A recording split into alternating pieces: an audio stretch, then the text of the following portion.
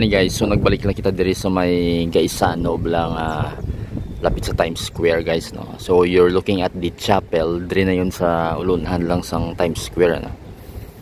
Kag sang ilang mga night outs areas diri sa Gaisano ICC no. So muna do pa nami ang ilang chapel diri subong. So anyway, ma-update lang kita diri sa may aton vlog guys nga Dungon Creek Esplanade diri sa area sang Gaisano no. So the last time nga ari kita diri is nakita naton nga ginaobra tong railing. So currently makita ko daw human na siya, and then daw miara sila ginaobra nga daw stage.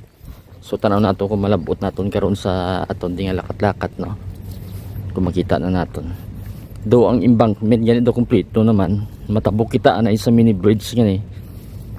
So amo na ni ang gina-consider naton niya mini bridge nga ikaduwa no. Pero technically ikatatlo na ini kay kung matandaan nyo dito sa may skate park sa Esplanade 1 extension no, may harap dito pinakaunang mini bridge nga may mga pintura. So makita naton nga may mga railings na dire. So wala lang siya mapinturahan pa no. Tapos ang sa piyak daw may pintura na. As well as ang dire bilagay sa may gazebo nila sang Gaisano no. So may fence na inadira so hindi ka nakatabok. So currently makita nyo na may fence inadira. So arat na siya oh. So kunara ikaw sa gazebo sa ini nga side sang aton nga Dungon Creek Esplanade, hindi ka nakatabok basically kung complete na ang fence, hindi ka nakatabok dito sa may pakadto sa Gaisano or sa may ICC area or sa Times Square or sa diri sa ilang event areas. So wala na way nga magano ka kung makumpleto na ilang fence no. Currently may makita kung may tao nga nagaobra no. So ginatabi siguro tong mga pivot blocks, and then ang fencing arat naman ang dire na lang area ang wala pa mautangan no. So most probably utang man ni pavement blocks kay kumpleto ko na nila.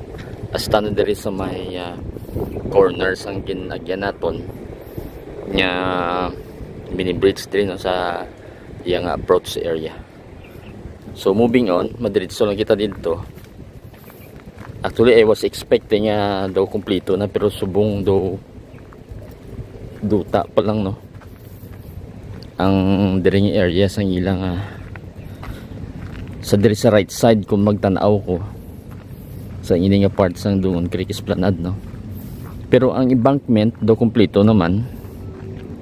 So makita naton da makita nyo na gid nga ang dike bala guys nga daw naka tiles no nga ilang protection no, slope protection daw naka-attach naman. Pero ang dalan diri is wala pa siya matapan gid, pero may harap pa sila gina-form nga ang usual nila guys nga daw mini stage ni kurbada. So amo ni siyang ginaobra nila subong.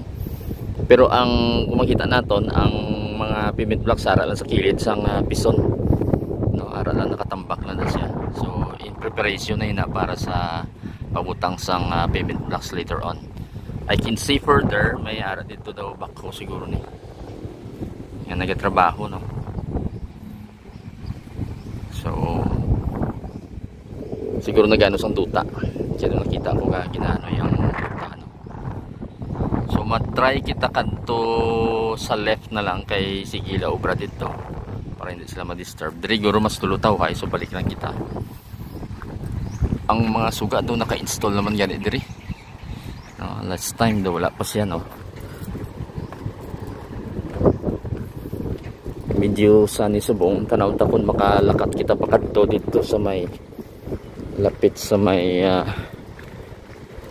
areas nga ginobrahan nila. Malabay lang kita no. By the way, ang last naton niya update dire, kung matandaan nyo ara naglagay sang itsura niya no. Dito lapit sa may Esplanade no nga 1. So muna siyang other end, hindi ka makita pero may dump truck na dira kung makita nyo. Ang muna siyang other end dito sa may Prime Estates nga gate guys, lapit sa another bridge naman to. So muna siya. Anyway, malakat kita diri. So, gusto ko makita ang daw probably a mini stage.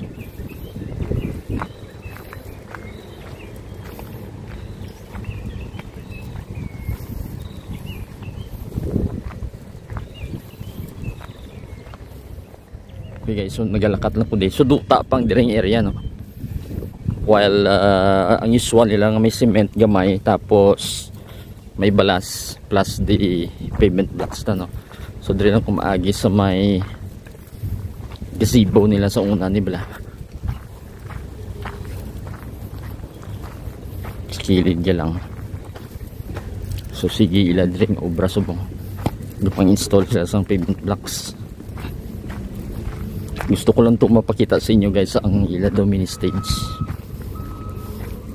So may mga linyada na dire. May mga nylon para ma-align nila.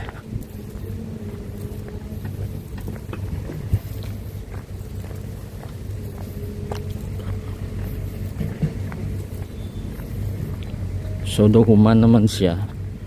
Wala pa siguro sa pavement blocks. And then makita na to ng fence guys. Makita nyo sa screen. So mataas ining fence yan eh. So hindi ka na basta-basta katabok sa isa, no?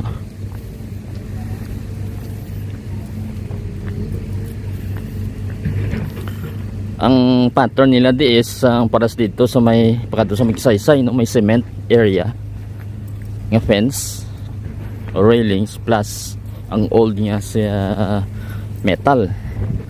Tani siguro in the future basis lang na lang isang para sa mga bago na to sa Esplanade 1 na to, no, nga may ang railings dito sa may lapit sa main stage puro na to cement.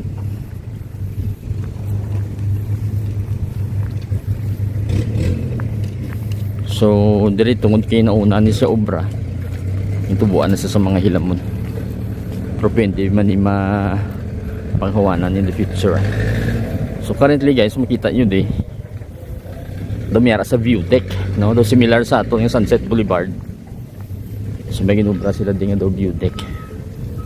So nang itsura niya.